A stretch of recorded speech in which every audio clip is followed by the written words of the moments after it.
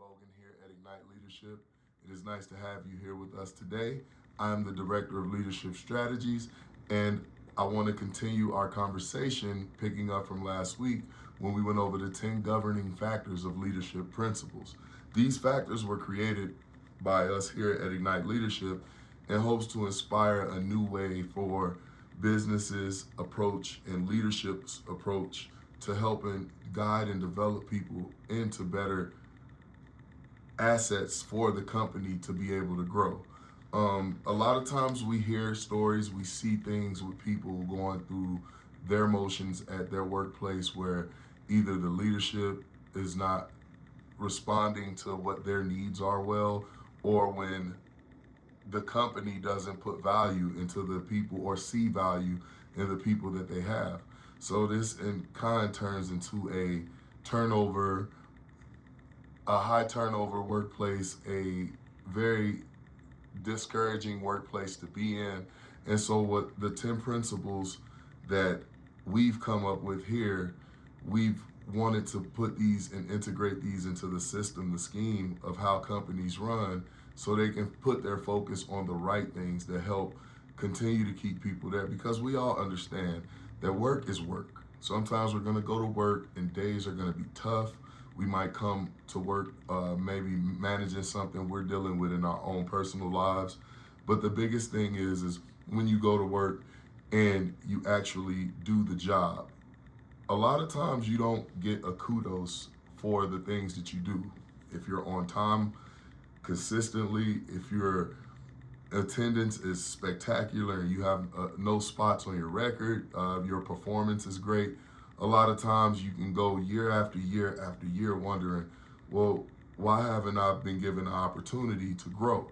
A lot of people get stuck feeling this way, or you have people who are early on in their tenure and they don't never really get any encouragement or empowerment to move to the next level. Instead, it's just more just work every day and then the paycheck at the end of the week or the pay period, and then it's more of the same. Well, our 10 leadership principles, the governing factors, if studied, if applied, they garner the results to help make sure you understand what needs are needing to be met by every asset in the company, from the people at the lower level, custodial, if you have a cleaning crew, a maintenance team, to the people at the highest of the high, the CEO, the board members. Everyone should have some type of value, and everyone should always feel like they have an opportunity to get to the next level. And I know certain people would disagree and say, well, no, not every workplace requires that. And you're right. Not every workplace requires somebody to come in ambitious. But in order to get the best out of people, you should let them see their value. Now, that doesn't always mean that a person needs to be promoted to the next level because they've been there a certain amount of time. It means that if somebody comes in and they're showing you and giving you honest work ethic, and they're trying to show you and prove that everything that they're bringing is to help the better the company, then challenging that mindset with more responsibility would give that person probably a feeling of fulfillment, like they matter, like they've done something important with their time. And then you have those who come in and they don't wish to even go up, but still see the value in them coming in and being on time and showing the initiative to step up. A lot of companies navigate away from the needs of what people need, well, what we require. And that's where we start to run into issues with, personal, people being personal, taking things personal, people leaving at the drop of a dime without following protocol of, giving the appropriate notice. That way, an appropriate replacement can be found. If you have guiding principles in place that shows a person that they're a person, you'll get a lot better response from the people you work with, even if they're there for the long run or if they're there just to get to the next phase of their life. Last week, I know I discussed some of my journey and the new segment that I started with the leadership journeys. And I pose the same question to you guys about your journey. Like, what did you go through that helped you define the leader that you are now? Or what sparked that fire in you to step up to become the leader that you are today? Everybody can share a story. Everybody can always talk about, their lived experience of what they've been through. But how did it factor into you becoming better? Is where I always pose those questions. And with the 10 governing factors of leadership principles that we've created here at Ignite, we want people to really latch on to, you know, situations they've been through and discuss with us how these situations put you in a better position that you are in today. If you started off in the company as an entry level employee, came through the door, doing leg work, and now you're a manager. I would love to hear your story and know how you advanced to where you are today now. But going back to the 10 governing factors, I want to dig deep. I want us to start to understand what these 10 factors are. And today, we're going to discuss the number one leadership factor, which is ethical conduct. Ethical conduct refers to acting with integrity, honesty, and responsibility. It involves adhering to moral principles, being transparent, and holding oneself to a high standard of fairness and honesty. Now, I want you to give me a workplace example as to how you perceived ethical conduct and from your own terms, your own words. And if you're looking for me to give you an example, let's see. Well, I work in security primarily. Even today, I still do. But throughout my life, and I'll cover this in the leadership journeys as I continue to tell you guys stories about my journey to become a leader. But when I worked in the Department of Justice, ethically, I had to always maintain a unbiased demeanor about a lot because I worked with youth who were being, without giving too much information, but they were locked up for a certain amount of time, and they had a residency in the program that I worked at.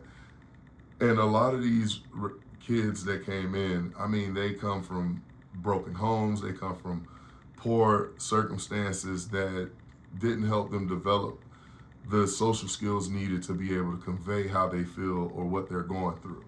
And I want to be as sensitive as I can because a lot of the kids that I worked with, they're adults now. A lot of them are doing great. A lot of them turned their lives around. So I like to give a clear perspective as to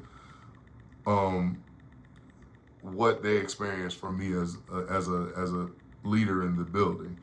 And my biggest thing was always maintaining a fair balance, never treating anyone better than the next person. Now, clearly, when you're dealing with people, you'll always have those who show you a little bit more initiative. And this is where the ethical conduct piece comes in because I had kids who were they were mature and they were, older teenagers, and I could depend on them to do certain things around the facility that needed to be done. And they did the work to reach the level where they were able to do these things. Now, of course, you'll have the other kids who are emotionally, going through things, and they will perceive it as, oh, well, Mr. Whitney is treating these guys better than us. And it can always be an unethical way of looking at it if it's a perception. But that was the thing. Even though I had the guys that earned privileges and could do things to help, me out, and obviously they got a little bit more face time with me, I actually was teaching these kids vocational skills. We'd go clean areas, wash cars, we'd, do manual labor jobs around the facility, laundry, giving these guys responsibilities so they understand that responsibilities build character, which helps you take on more responsibilities.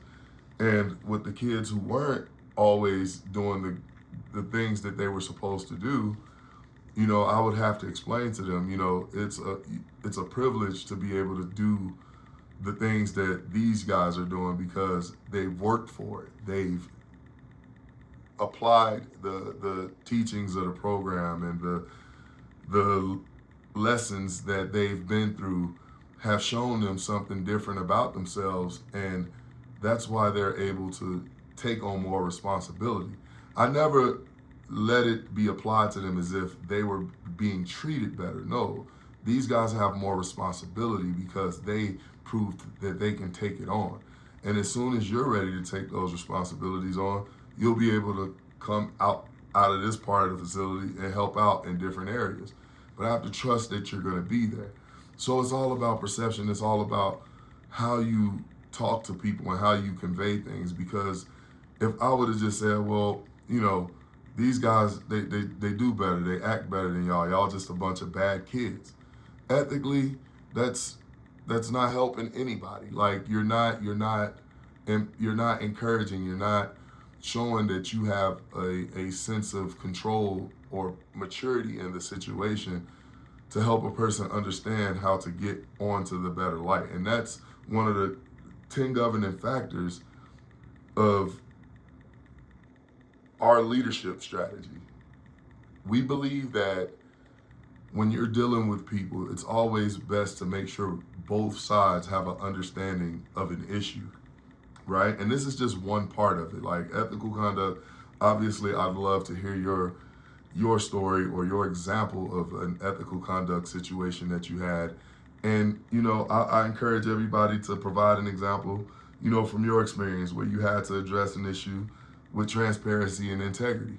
Because sometimes those come with a lot of having to tell the truth or having to deliver a blow per se to somebody to get them to see the reality of what's going on.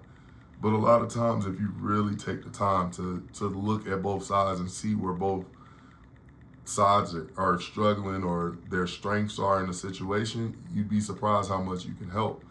And so with that, ethical conduct has always been about how you carry yourself being seen and not being seen.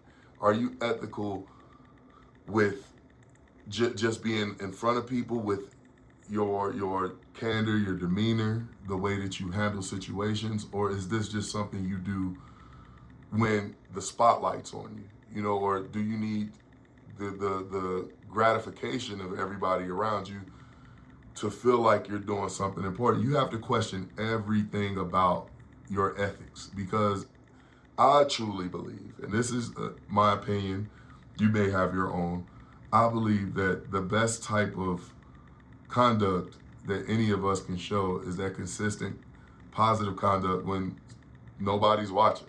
Like, you should be always doing the right thing no matter what. If you work for an employer, yeah, we all look for shortcuts to do things easier.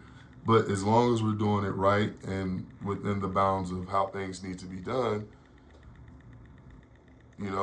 that's good ethical conduct. So I know I've talked my piece, and of course, I'm interested in hearing from you. I definitely want to know what your experiences are, and we'll keep this going. I'm going to clear all 10 of these governing factors, and again, I want this to be something you really ask questions and respond to those questions with more questions, because there is an answer that I don't think we'll ever find, especially with the state of how companies work in this country. Uh, Life is about people, okay? And I think that the biggest thing about people is that we need to remember that without us, none of the things we enjoy would exist. From the air in our homes to the food in our refrigerators, everything is produced by people. So we need to give back to people. And here at Ignite Leadership, that is our biggest focus, people empowerment, and engaging those people and helping them uplift themselves to the next level of their lives. That way, a good chain of events can start and continue to repeat and repeat and repeat. And in due time, hopefully this solves the biggest job crisis we've ever had in this country. and it'll also make people believe that the system actually does work for us. So that was my piece. That was my take on it today. Again, I'd love to hear from you. If you would like to reach out to us, please visit us at igniteleadershipco.com. And you can always book a session with myself, my partner Adam, and also a big shout out to my partners Jamie and also my team, everyone that's involved with the production and the creation of what we do and how we're pushing. I just want to thank everyone, and I hope to hear from you guys because this is about you. Let us ignite your potential.